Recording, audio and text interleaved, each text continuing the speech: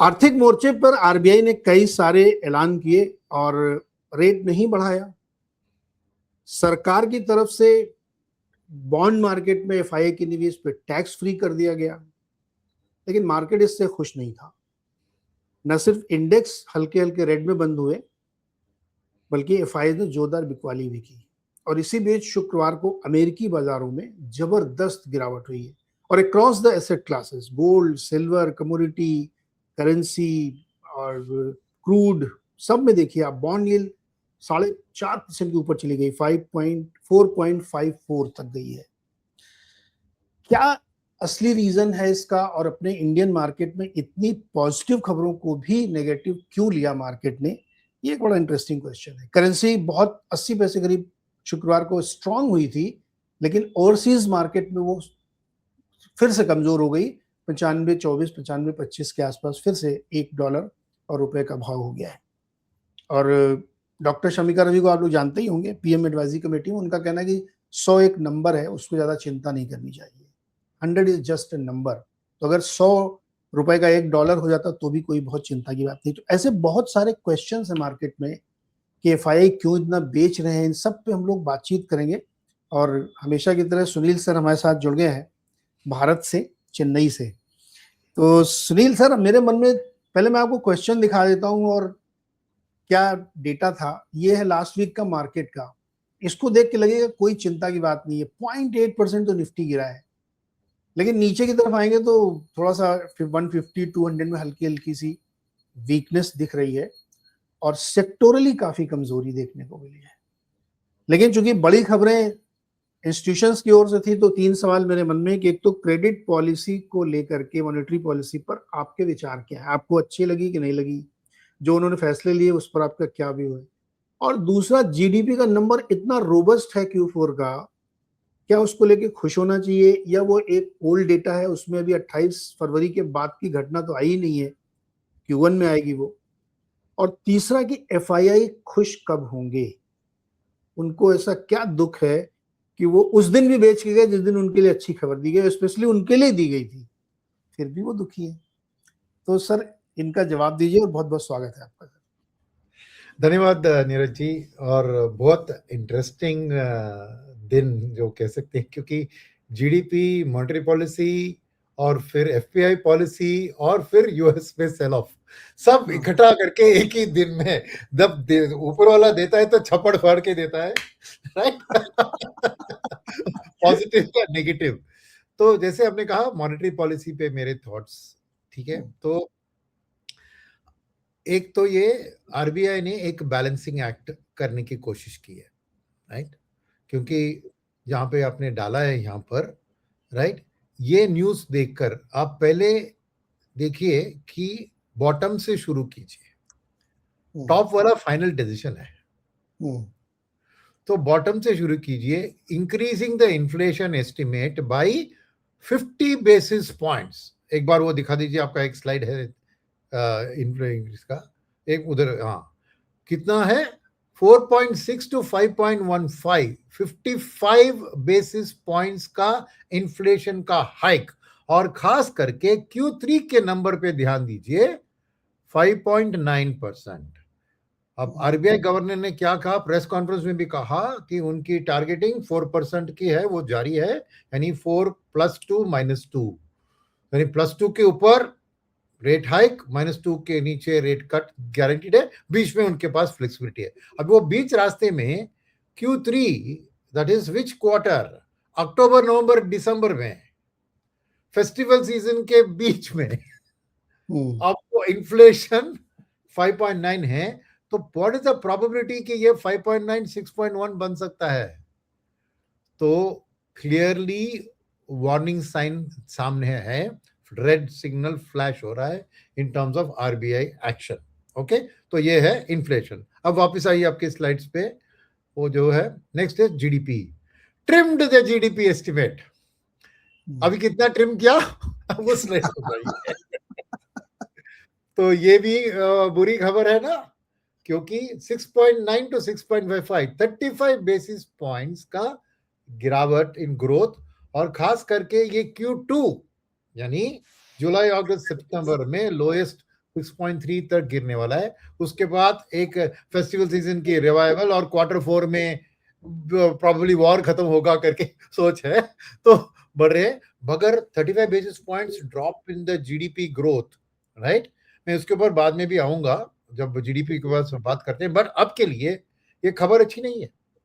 तो worst case scenario, मगर back to our slide, problem क्या है इसमें कि आरबीआई के हाथ बंधे क्यों थे? बिकॉज इन्फ्लेशन का एस्टिमेट बढ़ रहा है, तो रेट हाइक बनता था, मगर अगर रेट हाइक करते तो ये जीडीपी एस्टिमेट को और भी ट्रिम करना पड़ता, और भी ट्रिम करना, करेक्ट।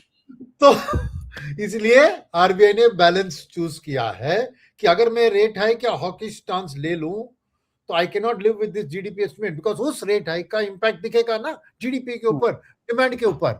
तो इसलिए आरबीआई ने एक्ट नहीं किया। ओके, तो मगर न्यूट्रल क्यों रखा उन्हें? क्योंकि they have the right to act. तो ये न्यूट्रल रखने से कोई कंफर्ट नहीं है। उनकी स्टांस है कि मैं वॉच करूंगा वॉर को, वॉच करूंगा डेफिशिएंसी ऑफ द मॉनसून को, और वॉच करूंगा करेंसी को। और अब आते हैं वो करेंसी। तो उनका मेन वरी अभी था कि अभी सिचुएशन गंभीर हो रही है, मगर मैं एक्ट करूंगा तो ग्रोथ के ऊपर नेगेटिव भाव पड़ सकता है, तो मैं नहीं कर रहा हूं।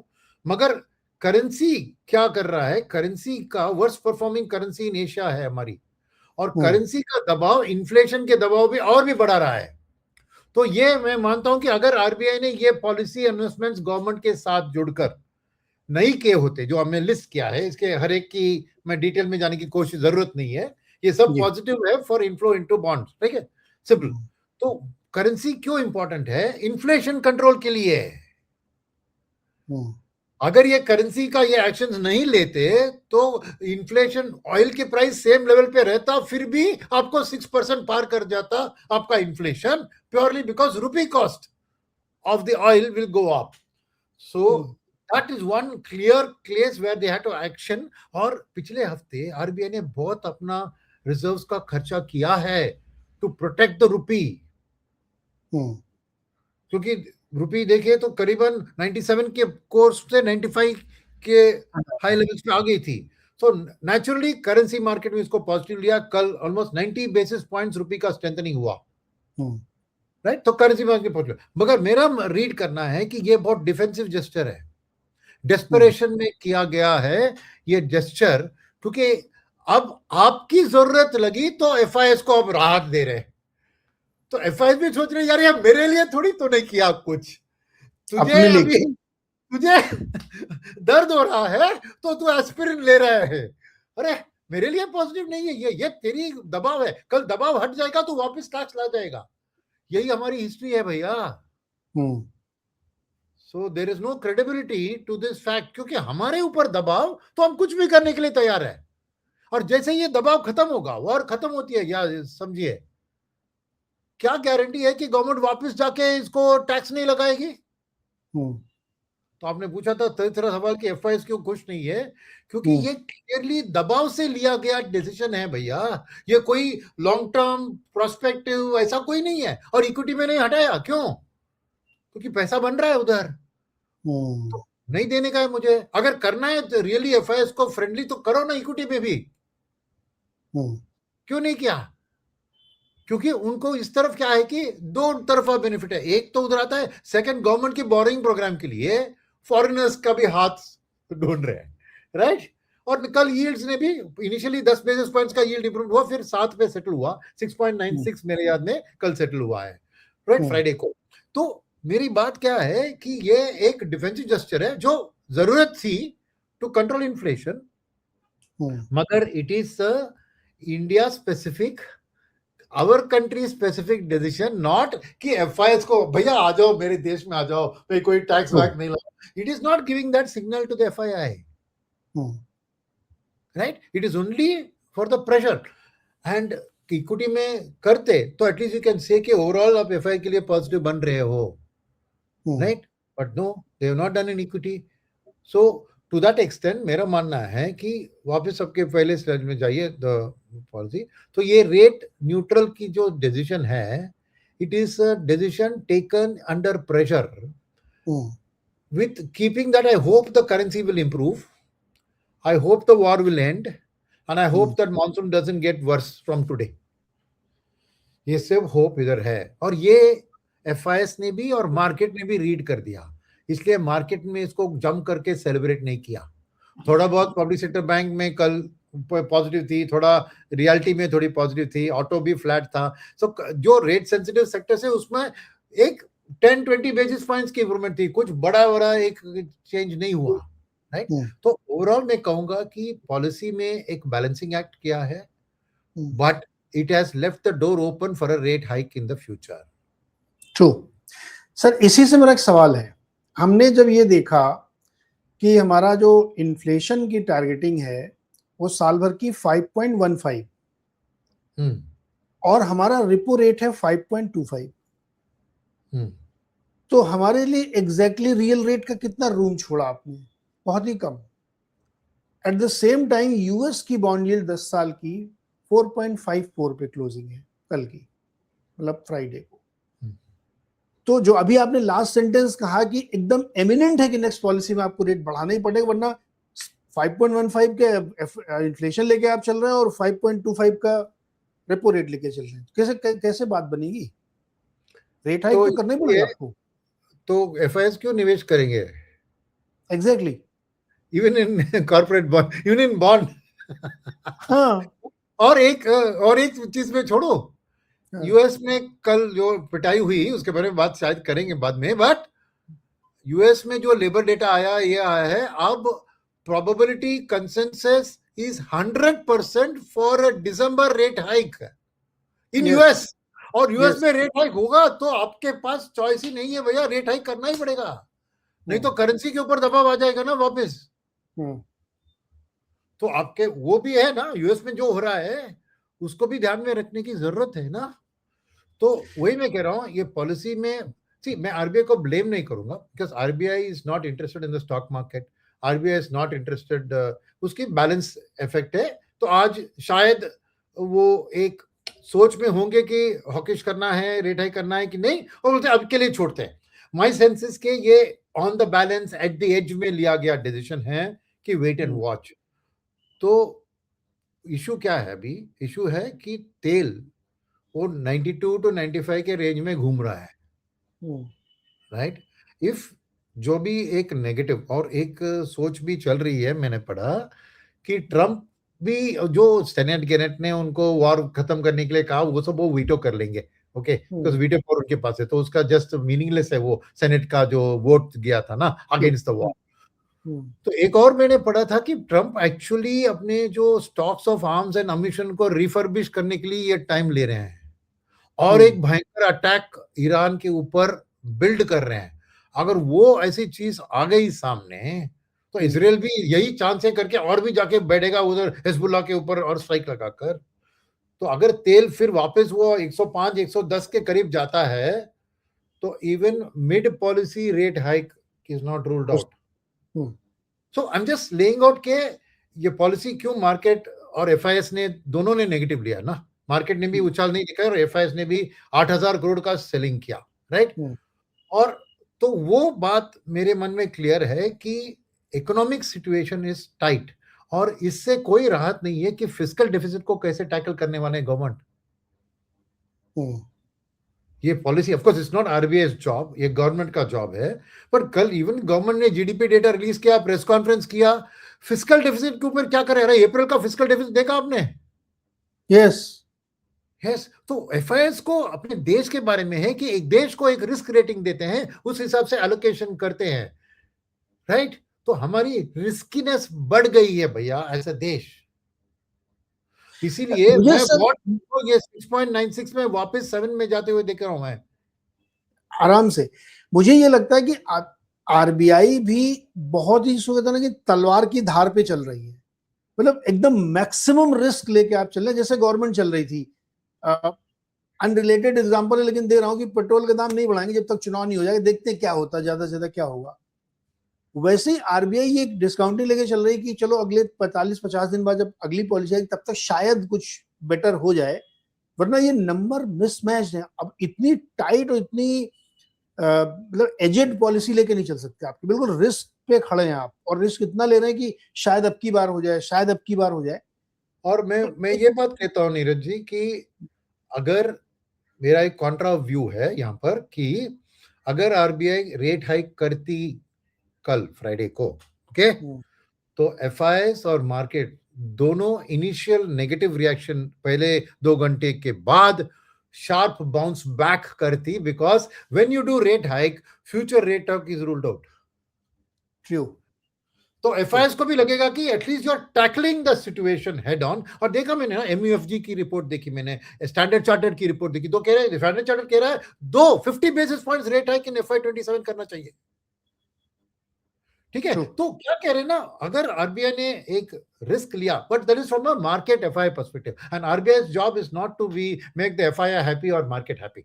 यह याद रखने की जरूरत है, हम मार्केट की आंखों से देख रहे हैं, ठीक है, RBI has got to overall look at the overall situation, ठीक है, बट मैं कह रहा हूं कि अगर वो कल इस प्रॉब्लम को एड्रेस करके कहती है कि there is a chance that inflation go to 5.9, वो 6 जा सकती है, इसलिए मैं प्रोएक्टिवली, जैसे आपने प्रोएक्टिवली रेट कट किया, अगर आप प्रोएक्टिवली रेट हाइक करते तो एफआईएस को भी कॉन्फिडेंस मिलता, और जब रेट हाइक करते हैं तो ऑटोमेटिकली यील्ड्स भी बढ़ती है, तो फ्लो भी आ जाएंगे ना। तो एक बैलेंस में सिचुएशन था, मगर मैं कह रहा हूं कि एफआईएस और मार्केट के लिए अगर ये करते तो वो बेहतर होता, बट ठीक है, उनके लिए जैसे मैंने कहा मार्केट एक स्टेक होल्डर है, और मार्केट एक इंपॉर्टेंट स्टेक होल्डर भी नहीं है आरबीआई के लिए। आरबीआई की जॉब है देश को बैलेंस में चलना, तो अब के लिए उन्होंने ले लिया डिसीजन, मैं ठीक है सहमत हूं, मगर हम जस्ट कहे कि मार्केट के बारे में हम डिस्कस कर रहे हैं तो क्यों नहीं रिएक्ट किया, बिकॉज इसमें बहुत से नेगेटिव खबरें छुपी है। और फाइनली जीडीपी ग्रोथ के आंकड़े आप देख रहे हो, तो वो स्टॉक मार्केट के लिए ईपीएस में भी लो डाउन आ रही है ना, क्योंकि Q2 में 6.3 जीडीपी है, तो ईपीएस ग्रोथ भी घटेगा ना, तो ये सिग्नल भी है ना मार्केट के लिए। True, very very true. और खैर अब आरबीआई ने जो फैसला ले लिया हम लोग देखेंगे उस पर। करना चाहिए था इक्विटी में कैपिटल गेन्स पर, किया गया डेट में, जो कि आपका मार्केट ऑलरेडी इतना अट्रैक्टिव नहीं है। डेट का नंबर में देख रहा था सर, कुछ भी नहीं है उसमें, 200-500 करोड़ के इनफ्लो आउटफ्लो हैं, तो उधर करके कुछ बहुत बनने वाला है नहीं। नेक्स्ट क्वेश्चन पे चलते हैं कि एफआईआई खुश क्यों नहीं। इससे पहले हम थोड़ा सा अपना मार्केट वीकली वाला देखते हैं। इस मार्केट को देख के ये सिर्फ एक हफ्ते का डेटा दिखा रहा हूं, लेकिन आप पिछले एक महीने का भी डेटा अगर हर हफ्ते वाइज देखेंगे तो आपको लगभग कमोबेश ऐसी ही तस्वीर दिखेगी कि हमारा मार्केट 23,000, 23,500, 23,000, 23,500 के बीच में झूल रहा है। हमने सरवेन के साथ एक शो किया तो मजाक में से एक बात निकल गई थी कि 23,800 पार करने में नानी याद आ जाएगी, तो वो नानी नाना सब याद आ गए, वो 23,800 के ऊपर जा ही नहीं पा रहा है, और पिछले 4 हफ्ते से वहीं पे पड़ा हुआ है, क्योंकि डीआईएस डिफेंड कर रहे हैं, एफआईआई बेच रहे हैं, और अपना सारा जो कैश चेस्ट है उनका सब खर्च कर डालेंगे। अभी मुझे पता नहीं कितना कैश होगा, 2-3 लाख करोड़ तो होना ही चाहिए एफआईआई के पास। इस कॉन्टेक्स्ट में जहां पे वो लगातार बेच रहे हैं एफआईआई, और हमारा डीआई उसको केवल डिफेंड कर रहा है, और डिफेंड भी डाउनसाइड की तरफ हो रहा है, क्योंकि अगर आप निफ्टी का रेंज देखें तो वो कंटिन्यूसली नीचे की तरफ है, ऊपर वो जा ही नहीं पा रहा। एक समय 26,300 से 25,300, 25,300 से 24,300, 24,300 से 24,800, 23,800, 23,800 से 23,300। अब बात हो रही है कि अगले हफ्ते क्या 22,000, 23,000 को तोड़ के नीचे चला जाएगा 22 के पास, because trend is same on the chart. और एफएनओ का डेटा बहुत इंटरेस्टिंग था सर। थर्सडे को एफएनओ का डेटा बैंकर ठीक दिख रहा था कि बहुत गड़बड़ नहीं है, बड़ी सेलिंग थी, उस दिन नहीं बेचते हैं। जिस दिन आपको एफएनओ का डेटा अच्छा दिखेगा उसी दिन बेचते हैं वो। तो एफआईआई भी बहुत स्मार्ट है, उनको 1-2 दिन से देख के हम लोग पैटर्न पे नहीं जाते हैं। तो मेरा क्वेश्चन यहाँ केवल डिफेंड कर रहे हैं, उनकी कोई रियल स्ट्रेटजी नहीं दिख रही यहाँ पे। और जब हम ये डेटा देखते हैं कि जून के पहले 5 दिन में 31,000 करोड़ की सेलिंग, और इधर 34,000 करोड़ की बाइंग, और इसी को जब हम मंथली कन्वर्ट कर दें तो देखिए अब धीरे धीरे बढ़ने लगी। मई में कुछ राहत मिली थी, जून में फिर से बढ़ रही, अभी 5 दिन में 31,000 करोड़ हो गई। ये एनुअल बेसिस पे हम देखेंगे तो वो एफआई ने अपना स्कोर पिछले साल का पार कर दिया है 5 महीने में ही। इन लोगों ने अभी आधे पे पहुंचे हैं, एग्जैक्टली आधे पे ही है, 8 लाख करोड़ 4 लाख करोड़। कैसे डिकोड करेंगे सर इस नंबर को? नहीं, ये डिकोड यही करना है कि वॉर ने बहुत रीसेट कर दिया इस साल के लिए, राइट? अब सोचिए मार्च के नंबर जो 1.25 लाख करोड़ का है ना, तो पिछले साल का सेलिंग में तो वॉर नहीं था। तो ये वॉर में जो इंडिया के macro, forget stock market, India के मैक्रो में जो दबाव आया है, तो एक रिस्क रेटिंग में इंडिया जरूर रिस्क बढ़ गया है एफआईएस के लिए। तो उस हिसाब से जो है अलोकेशन वो डाउनवर्ड ट्रेंड में सेट हो गया है। अब वॉर चली जाए, क्योंकि तेल में इतना इंफ्रास्ट्रक्चर का डैमेज हुआ है, तेल की वापसी भी अब पिछले जो 75 और या 70-65 की लेवल पे नहीं दिखता है। तो ये एफआईएस के लिए जो हर देश को देखते हैं ना, स्टॉक मार्केट फाइनली आता है तो टॉप में वो इकोनॉमी की सिचुएशन देख रहे हैं। तो वॉर के कारण जीडीपी, आपने ऑलरेडी देखा, जीडीपी ग्रोथ में कटौती, इन्फ्लेशन में बढ़ोतरी, फिस्कल डेफिसिट पे चैलेंज, और on top of it currency में वर्स्ट परफॉर्मिंग करेंसी। तो जो एफआईएस इसको रीड कर सकते हैं, वो जब देखते हैं कि वॉर का इंपैक्ट इंडिया पे ऊपर सबसे भारी है, क्योंकि 85% हम तेल को इंपोर्ट करते हैं, तो वो कंप्यूटेशन में डालते हैं ना कि 3 years down the road, 3 months down the road क्या है, शॉर्ट टर्म एफआईएस को ये शॉर्टिंग का अपॉर्चुनिटी है इंडिया। इन्वेस्टमेंट की बात लॉन्गिंग को छोड़िए, ये शॉर्टिंग का अपॉर्चुनिटी है। और इंडिया में इसलिए बिकवाली बढ़ रही है बिकॉज शॉर्ट बना के पैसा बन रहा है। तो जो शॉर्ट टर्म हेज फंड्स है ना, they are laughing all the way to the bank. तो दिस एफआईआई फ्लो का नेट नंबर जो है, इसलिए आपने यहां पर दिखाया, देखिए मैं दिखाता हूं आपको कि इस हफ्ते क्या हुआ, कि आप दो फर्स्ट कॉलम में देखिए ग्रॉस परचेस, इस हफ्ते में देखिए तो शुरुआत में 17,000 करोड़ की बाइंग थी, वो लास्ट डे में 11,000 करोड़ आरबीआई पॉलिसी के दिन। यानी कौन खरीदता है इंडिया में लॉन्गर टर्म एफआईआई, जो सोच रहे हैं कि मैंने ऑलरेडी पोर्टफोलियो बिल्ड कर दिया, अभी करेक्शन में है, मैं और अक्यूमुलेट करूं, एवरेज कर दूं ताकि मेरी आउटलुक 10 साल की है। वो उन्होंने 5,000 करोड़ अपना बाइंग कम करा दिया from 1 June to 17। That means क्या, वो लॉन्ग टर्म एफआईआई के लिए भी ये पॉलिसी में उन्होंने की कोर इश्यू को एड्रेस नहीं किया है। जब तक गवर्नमेंट और आरबीआई यहाँ की असलियत सिचुएशन को टैकल करने की कोशिश नहीं करती, एफआईआई खुश नहीं रहेंगे। ये पॉपुलिज्म का टाइम नहीं है, ये भी वोट गैदरिंग के लिए मैं पेट्रोल हाइक को नहीं करूंगा, ये नहीं करूंगा, वो नहीं करूंगा। Then they are saying, then practically it is not an economy I want to put my money in. Problem को रिकॉग्नाइज करना चाहिए ना। जब प्रॉब्लम को रिकॉग्नाइज करोगे, खुलेआम उसको एड्रेस करोगे, फिर करोगे, तभी एक कॉन्फिडेंस एक इन्वेस्टर को आएगा ना। बिकॉज उसको जो रिस्क रेटिंग होता है उससे वो, देखिए एमएससीआई इंडेक्स का आपने देखा होगा ना, from 20% our share has come to 12%. Yes. 8% drop in our share in the passive index. What is that? It is India's risk rating.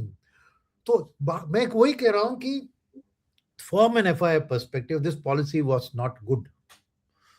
From FII perspective, the economic जो कॉन्फ्रेंस हुआ था GDP data में बारे में, future के बारे में बातचीत, उन्होंने डक कर दिया क्वेश्चन को अबाउट द फ्यूचर जीडीपी। अरे नहीं, आरबीआई ने जो किया उससे हम सहमत हूं करके बता दिया। What is the government doing? ठीक है, ग्रोथ इंपैक्ट हो रहा है, अस्यूम कर रहे हैं। What is the government doing to address the fiscal situation? It may be unpopular if you raise the taxes for local people. एक पेट्रोल सेस डाल दिया तो it's unpopular for votes definitely. मगर how are you going to manage your country? Yes. So the issue is country का management. जैसे हम समझते हैं ना, एक कंपनी के ओनर क्या करता है, उसकी कॉर्पोरेट गवर्नेंस, वो कैसे डेट इक्विटी रेशियो अपना कंपनी का मैनेज कर रहा है, उसके बेसिस पे ही डिसीजन लेते हैं ना स्टॉक के ऊपर। तो इंडिया एक स्टॉक है और इसका ओनर है गवर्नमेंट ऑफ इंडिया, या ओनर नहीं मैनेजर समझो।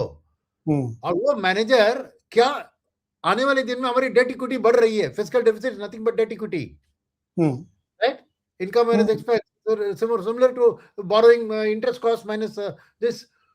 तो वो बढ़ रहा है, आपका इंटरेस्ट कॉस्ट बढ़ रहा है, right? What are you doing to address it? नहीं तो आपको रेटिंग में डाउनग्रेड करूंगा। तो before the rating agencies act, और ये रेटिंग एजेंसी प्रॉब्लम क्या है, ये ऑलवेज टू लेट कर दिए ना अपना एक्शन। के बाद वो डाउनग्रेड करेगी, बट एफआईएस ऐसा नहीं है, वो पहले कर देता है। करके वो गवर्नमेंट के साथ। और मेरे ख्याल में हर एफआईआई का एक ब्यूरोक्रेटिक लेवल पे डिस्कशन भी होती रहेगी गवर्नमेंट के साथ कि क्या कर रहे हो। 100%। उनको कॉन्फिडेंस नहीं मिल रहा है कि गवर्नमेंट इस इशू को सीरियसली एड्रेस करने की कोशिश कर रही है, और ये पॉलिटिकली बहुत डिफिकल्ट डिसीजन है, वो मानते हैं। ठीक है, मैं गवर्नमेंट ऑफ इंडिया को ब्लेम नहीं कर रहा हूं, मगर मैं एक्सप्लेन कर रहा हूं कि एफआईआई क्यों नाराज है इंडिया से। समझ रहे हैं आप? इसमें दो हैट है, बिकॉज लोग कहेंगे अरे यार, अरे गवर्नमेंट जो कर रही है यहाँ के उनके लिए कंपल्शन होती है, इलेक्टोरल कंपल्शन होती है, पॉलिटिकल कंपल्शन होती है, जो होती है, हर गवर्नमेंट को झेलना पड़ता है। मगर मैं खाली आपके लिए एक एफआईआई की टोपी पहन रहा हूं और देख रहा हूं इंडिया को compare to other countries. AI वाली बात छोड़िए, वो तो है बहुत दिनों से बात छोड़िए, मगर मैं देख रहा हूं कि मेरा जो ऑलरेडी पैसा लग चुका है इंडिया में, फ्रेश फ्लोज की बात छोड़िए आप, क्या वो रिस्क में है? क्या रुपी अगर वीकेंड होता है तो मेरी ऑलरेडी मेरी जो प्रॉफिट है वो वैनिश हो रही है ना, क्योंकि अभी भी 5 साल 10 साल देखें तो इंडिया में पैसा बना है उनको जो ऑलरेडी निवेश कर चुके हैं। मगर हर दिन अगर आपको इन्फ्लेशन बढ़ रही है, आपको फिस्कल डेफिसिट वर्सन हो रही है और करेंसी भी वीक हो रहा है, तो मैं क्यों उस दिन का इंतजार करूं? मैं आज निकाल के बाद में वापस आऊंगा। Right, that is the crux of the problem. और मैंने शायद हमने लास्ट वीक ही डिस्कस किया था, याद है मुझे, कि actually rate hike would be a good signal to the FIIs, और कि हम सीरियसली प्रॉब्लम को टैकल कर रहे हैं, प्रोएक्टिवली कर रहे हैं। प्रॉब्लम इतना हमने सर के ऊपर जाने से पहले हम उसके ऊपर या cutting off the tumour, correct? तो that's what from a FII perspective we would expected from RBI policy. And वो गवर्नमेंट की हाथ में भी है फिस्कल सिचुएशन की, आप एड्रेस कैसे करने वाले हो, क्योंकि अब क्या करोगे, अब एमएसपी को और भी बढ़ाएंगे फार्मर के लिए। सी पॉपुलिस्ट डिसीजंस लेंगे ना तो फिर मुश्किल आ जाएगी ना। तो मेरा ये है कि there is no solution in the near term. We have to hope and pray कि वॉर जल्दी खत्म होता है, ताकि future petrol price, I mean brent crude का प्राइस बढ़ने का रिस्क जाता है, कम होगी कि नहीं, बढ़ने की रिस्क खत्म होगी ना अगर ओवर वॉर खत्म होता है तो। हाँ, इसको मैं इसमें ऐड करता हूँ। एक तो देखिए सुपर एल नीनो की सिचुएशन चल रही है, मानसून लेट है इस बार पूरे देश में, 5-6 दिन लेट ऑलरेडी हो चुका है। चलो उसको भी एक बार हम साइड में रखते हैं। वॉर अगर नहीं भी हुआ, मान लीजिए बड़ा अटैक नहीं भी होता और ऐसी सिचुएशन चलती है, तो आपने ध्यान दिया होगा एक बहुत ही लाइट मोड में लेकिन एक बहुत सीरियस कमेंट दिया है ट्रंप ने। उनसे एक इंटरव्यू में पूछा गया कि ये कब तक खत्म होगा ब्लॉकेड, तो उन्होंने कहा कि इट में गो टिल लेबर डे। वो सितंबर में आता है, 7 सितंबर को। तो आप सोचिए कि उसके बैक ऑफ माइंड में क्या चल रहा है कि अभी 3 महीने ऐसे ही चलेगा, कोई दिक्कत नहीं उसको। उससे फिर नेक्स्ट क्वेश्चन पूछा कि इलेक्शन आपका है नवंबर में, बोला आई डोंट केयर। अब इसको इंडियन कॉन्टेक्स्ट में हम लोग देखें तो जो सिनेरियो पूरा बनता जा रहा है क्रूड प्राइसेस का, कल ही मैंने आईईए की रिपोर्ट देखी, वो कह रहा है कि पूरी दुनिया में एसपीआर बहुत तेजी से खर्च हो रहा है। यूएस का भी खर्च हो रहा है, इंडिया का भी खर्च हो रहा है, सब जगह का। तो बिना किसी स्ट्रेटेजिक पेट्रोलियम रिजर्व जो देशों के पास है, यस। तो उसने कहा कि बिना किसी ट्रिगर के अचानक से आप एक दिन देखेंगे क्रूड $10-20 बढ़ जाएगा। तो आपको लगेगा ये क्यों बढ़ गया, तो कोई वॉर भी नहीं हुआ। बोला क्योंकि वो अंदर अंदर आपकी जो चल रही है ना उसको भी एड्रेस नहीं कर रहे हैं ये देश। तो बहुत बड़ा रिस्क बन रहा है। और आप जैसे अपने पहले शोज में भी कहा है कि ये जो मनी कंट्रोल और इसमें जो ब्रेंट क्रूड की दाम आती है वो असली दाम नहीं है इंडिया के लिए। ना यस, वो नहीं असली दाम है, नेक्स्ट मंथ का फ्यूचर का प्राइस है। इधर स्पॉट में प्राइस है, उसके साथ इंश्योरेंस जोड़ो, उसके साथ ट्रांसपोर्टेशन कॉस्ट जोड़ो और उसके बाद करेंसी का इंपैक्ट भी जोड़ो, तो लैंडेड कॉस्ट ऑफ फ्यूल का प्रॉब्लम और भयंकर है। पर वो दिखता नहीं है कहीं पे, खाली सब लोग ब्रेंट क्रूड को देखकर Yes. ट्रेंड पकड़ते हैं, मगर डोमेस्टिक लोकल क्या हो रहा है? लोकल सप्लाई आज के लिए कल के लिए सप्लाई है कि नहीं? सप्लाई माने सप्लाई की शॉर्टेज नहीं है, मगर cost of the oil that is coming to you. अभी वेनेजुएला आके गए, अरे वेनेजुएला से तेल का ट्रांसपोर्टेशन कॉस्ट पता है आपको? एक तो 56 डेज में आता है वो, हाँ 56 दिन लगते हैं उसको वहां से यहाँ आने में, तो नहीं ठीक कॉस्ट है, अपने आप बढ़ जाती है उसकी। ठीक है। मेरी हाँ। होप क्या है ना कि सिचुएशन और वर्स हो जाए ताकि गवर्नमेंट और आरबीआई तुरंत एक्शन ले, क्योंकि अब वो एक ना इधर ना त्रिशंकु सरगम कहते हैं ना ऊपर ना नीचे, बीच में हाँ, अटक गए हैं। हम एक्शन बिल्कुल। लेने के लिए भी देख रहे हैं और कुछ सपोर्टिंग नहीं कर सकते। तो एक हमें एक रिस्क लेकर प्रॉब्लम को एड्रेस करके उसको कंट्रोल करेंगे तो इमीडिएट रिएक्शन मार्केट का नेगेटिव होगा, पर उसके बाद स्थिति स्टेबलाइज होगी कि एक्शन ले लिया। तो मेरे ख्याल में बोथ फिस्कल और मॉनेटरी पॉलिसी में हमें स्ट्रिक्ट एक्शन लेकर सिचुएशन को हैंडल करना है, because ultimately market is a slave to risk and earnings. True.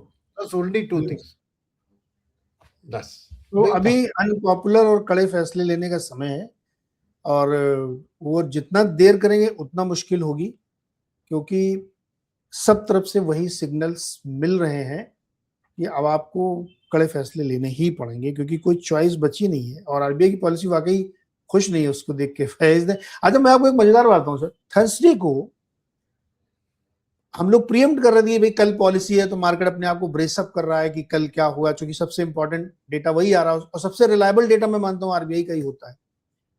जब उस दिन मैंने देखा कि 4,500 करोड़ की सेलिंग एफआईआईज ने की, तो मेरे दिमाग में आया कि थर्सडे को सारे चैनलों पे एक खबर चल रही थी कि सरकार एक अध्यादेश लाने वाली है जिसमें एफपीआईज को एलटीसीजी खत्म कर दिया जाएगा, इतनी पॉजिटिव खबरें। तो मैंने शाम को सोचा जब इतना पॉजिटिव आ रहा तो क्यों बेच के गए भाई आप? इसका मतलब देयर इज समथिंग रॉन्ग। उनको बिल्कुल मान लीजिए ये खबर आ भी जाएगी तब भी वो बेच रहे हैं, और एग्जैक्टली वही हुआ। मैं वेट कर रहा था कि पॉलिसी के दिन देखूं क्या नंबर आया, जब मैंने नंबर देखा 8776 करोड़, आई वाज स्टन्ड। यार ये क्या है? मतलब हर अच्छी खबर उनके लिए बुरी है आज की तारीख में। नहीं, और खबर कह रहे हैं ना, अब एक खबर मैं पॉइंट आउट करूंगा, शायद किसी ने उसके बारे हाईलाइट नहीं किया कि कोई भी एक परवेयर ऑफ बैड न्यूज नहीं होना चाहता है।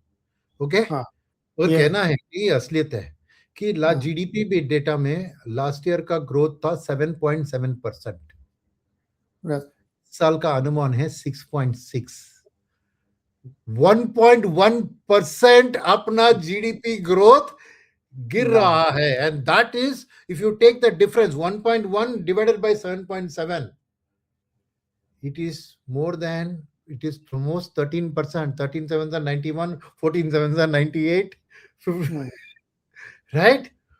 14% year on year drop in the GDP growth rate. क्या बोला? वही मैं कह रहा हूं, कोई पॉइंट आउट नहीं कर रहा है। कोई कह रहा है कि अरे 6.6 में we are the fastest growing in the world. अरे यार सही सही यार, देखो गैप हमारा और बाकी देश में गैप बहुत है और सभी स्लो डाउन में है। पर क्या है कि किसी ने इंडिया में 7.7% जीडीपी ग्रोथ लेकर निवेश किया था, अब सडनली उसको डेटा दिख रहा है 6%। अर्निंग्स ग्रोथ की बात है ना, इंडिया का GDP growth is equal to companies earnings growth, simple. क्योंकि GDP is national income, top line है, अर्निंग्स नहीं टॉप लाइन। तो समझिए कि अगर इतना ड्रॉप हुआ एक कंपनी की टॉप लाइन, क्या उस स्टॉक के ऊपर आप चुप बैठेंगे या कुछ एक्शन लेंगे? बिकॉज दाम आपने 7.7 के ऊपर दिया है, मगर असलियत में ये 6.6 दिख रहा है। तो एग्जैक्टली। और एक बात मैं कहूं, नॉमिनल जीडीपी की बात उठाते हैं, 8.9 पे आया लास्ट ईयर, बेरस बजट में उन्होंने प्रोजेक्ट किया था हायर, वो छोड़ो बात। बगर नॉर्मली नॉमिनल जीडीपी को ट्रैक करता है मार्केट, पर उसमें एक एक्सेप्शन है नीरज जी। नॉमिनल जीडीपी को ट्रैक करता है जब इन्फ्लेशन डिमांड ड्रिवन होता है। ट्रू। तो सप्लाई ड्रिवन होता है तो वो बेनिफिट किसको आता है? लोकल सप्लाई होता है तो लोकल मैन्युफैक्चरिंग को आता है। जैसे आपकी फूड प्राइस हो तो एग्रीकल्चर सेक्टर में पॉजिटिव आ सकता है, फर्टिलाइजर की प्राइस हो, मगर ये इंपोर्टेड है, ये प्रॉफिट जा रहा है जो देश ऑयल अभी प्रोड्यूस कर रही है, जैसे रशिया, जिनको पहले $60 पे बेचते थे आज 95 पे बेच रहे हैं, उसके लिए मुनाफा है। इंडिया में किसी कंपनी को क्या मुनाफा है? खाली ओएनजीसी और ऑयल इंडिया ऐसे कोई ऑयल प्रोड्यूसर है, मगर ब्रॉड कॉर्पोरेट अर्निंग्स में ये इन्फ्लेशन का इफेक्ट कैसे दिखेगा? नॉर्मली कहते हैं नॉमिनल जीडीपी को ट्रैक करता है, मगर अगर डिमांड ड्रिवन होता है, यानी डिमांड के कारण प्राइसेस बढ़ रहे हैं, वो बेनिफिट कॉर्पोरेट्स को आता है जो प्रोड्यूस करते हैं वो प्रोडक्ट्स को। बट सप्लाई ड्रिवन इन्फ्लेशन का immediate correlation with EPS growth नहीं होता है। तो ये एफआईएस का 8,000 करोड़ का सेलिंग के पीछे ये भी है, जब उन्होंने देखा कि आरबीआई एडमिट कर रही है, और आरबीआई का डेटा जैसे आपने कहा far more reliable than government का डेटा है। Okay, I agree, yes. तो आरबीआई का डेटा जो 6.6 कह रहा है, तो 7.7 लास्ट ईयर का एक्चुअल 6.6। तो और ये है आज वॉर की करंट स्थिति को लेकर क्या गारंटी है ये फर्दर डाउनवर्ड रिवाइज नहीं होगी अगर मॉनसून और भी खराब निकला और वॉर भी और प्रोलॉन्ग हो गया, सितंबर तक कह रहे हैं आप, ट्रम्प की बात है। तो ये सब रिस्क है। तो इसलिए मैं कह रहा हूं कि इतना आरबीआई के पास भी इतना आसान जॉब नहीं था, मगर ये सब डेटा है and you can't argue with the data. True. अब मुझे ध्यान आ, लास्ट वीक मैंने आपसे क्वेश्चन पूछा था कि 10-10 साल के ब्लॉक में जब हम देखते हैं तो हमारी जीडीपी 7% के ऊपर जाते ही कुछ ऐसा एक्ट ऑफ गॉड होता है कि वो नीचे आना ही है, मीन रिवर्सल होना ही है। और वो देखिए हो रहा, 7.7 सीधे 6.5 पे आ गया। तो 10 इयर्स के ब्लॉक में आप 6-6.5 से ऊपर नहीं जाते ही एक अनफॉर्चुनेट सिचुएशन है। जाते जाते सर एक लास्ट चीज बताऊं आपको मैं, आप और डेटा देखिएगा, हमारा जो S&P 500 का यूनिवर्स है स्टॉक्स का, उसमें से केवल 13% स्टॉक बचे हैं जो 20 के मल्टीपल से नीचे हैं, ओनली 13%। बाकी सब 20 के ऊपर चले गए हैं, महंगे हो गए हैं सब। इस बाजार में भी महंगे, मतलब 23,000 के इंडेक्स में मिड कैप स्मॉल कैप महंगा है। तो ये एक और पिकुलियर सिचुएशन बनती है यहाँ दिख रही। बट ये सब कुछ डेटा, इसमें हम क्या कर सकते हैं? हम तो कुछ कर ही नहीं सकते इसमें। ओके सर, प्लीज आप कुछ कहने वाले थे क्या? नहीं, मैं कह रहा था हम क्या कर सकते हैं कि देखिए, ऑब्वियसली वॉर हमारे कंट्रोल में नहीं है, मॉनसून हमारे कंट्रोल में नहीं है, ये दोनों एक्ट ऑफ गॉड है। Yes, right. तो हमारे कंट्रोल में क्या है? हमारे कंट्रोल में है कि ये सब परमानेंट सिचुएशंस नहीं है। हम पहले वॉर को 1 महीने में खत्म होते हुए देख रहे थे, अभी 5 महीने भी हो गया, नहीं खत्म हो रहा है। What ever it is, it's not a permanent situation. एक टाइम होगा जब खत्म होगी। मॉनसून भी इस साल का खराब आ जाए, हो गया, अगले साल का मॉनसून भी खराब होगा, इसको कोई गारंटी नहीं है। तो ये शॉर्ट टर्म जर्क्स जब आते हैं ना, हमें हमारा संतुलन कायम रखना है, डिसिप्लिन कायम रखना है, और हमारी लॉन्ग टर्म है 5 साल 3 साल 5 साल 10 साल की बात है। तो मैं कह रहा हूं कि जब भी ये झटके लगते हैं, आपके डिसिप्लिन और आपके मानसिक संतुलन, ये दोनों आपको कायम रखना है। आपको आपके फियर को ओवरकम करना है, क्योंकि फियर का ही माहौल है। अगर मार्केट करेक्ट हो रही है, दैट आपको अपना लॉजिक यूज करना है कि अल्टीमेटली ये सब दिस टू शैल पास, अंग्रेजी में कहते हैं, ये दिन भी जाएंगे। ऐसा नहीं कि मॉनसून 3 साल के लिए खराब आने वाली है, ये वॉर छोड़ेगा तो और एक वॉर छोड़ेगा, ऐसे नेगेटिव तो होते हैं। इस बार साथ में आ गए, मॉनसून भी आ गया, ये भी आ गया। तो एक पर्टिकुलरली डिफिकल्ट सिचुएशन है, मगर आप अगर आपके डिसिप्लिन्ड अप्रोच पे रखेंगे और आपका मीडियम टर्म गोल्स के ऊपर फोकस रखेंगे ना, nothing like today for that systematic disciplined approach to diversified investing. मैं इसी क्षण में मैं पीपल को रिमाइंड करना चाह रहा हूं कि पैनिक करके आप कुछ भी मत ले। कल का मार्केट गिरेगा, जो भी होगा फ्राइडे में उधर यूएस में या वही तो होगा, मगर आपका डिसिप्लिन आपको कायम रखना है। That's the only message I want to give. नहीं, बिल्कुल सही मैटर है। Never lose your hope, never give up. चीजें कभी ना कभी तो ठीक होंगी, लेकिन करंट सिचुएशन में हम लोग बातचीत करें तो मुझे तो सर खत्म करने से पहले एक मीम बता दें। मुझे हंसी से लगा रही थी, एक मीम देखा मैंने वीकेंड में, उसमें मिथुन चक्रवर्ती किसी फिल्म में वो कहीं जा रहा, तो उसको अपने दोस्त से बोलता है कि मैं जा रहा हूँ, लौट के आऊंगा, थोड़ा समय लगेगा मुझे। बोला कितना समय लगेगा? तो कहता है कि 1-2 घंटे भी लग सकते हैं, 1-2 साल भी लग सकते हैं। मिथुन चक्रवर्ती को निफ्टी पोर्ट्रे किया था, तो मेरे को हंसी आ रही थी कि कैसे कैसे मीम बाजार में बनते रहते। बट एनीवे, चीजें ठीक होंगी, समय लगेगा, लेकिन सरकार को थोड़ा प्रोडक्टिवली काम करना चाहिए। अब ज्यादा पॉपुलिस्ट डिसीजन की जरूरत नहीं है। Sir thank you so much. अब हम लोग देखते हैं अगला हफ्ता क्या होने वाला है। बहुत सारी चीजें, घटनाक्रम होगा, और धीरे धीरे हम उस तरफ पहुंच रहे हैं जब अगला अर्निंग सीजन शुरू हो जाएगा। 10 जुलाई बहुत दूर नहीं है। Okay, sir. Thank you so much, sir. Thank you. Thank you. Yeah.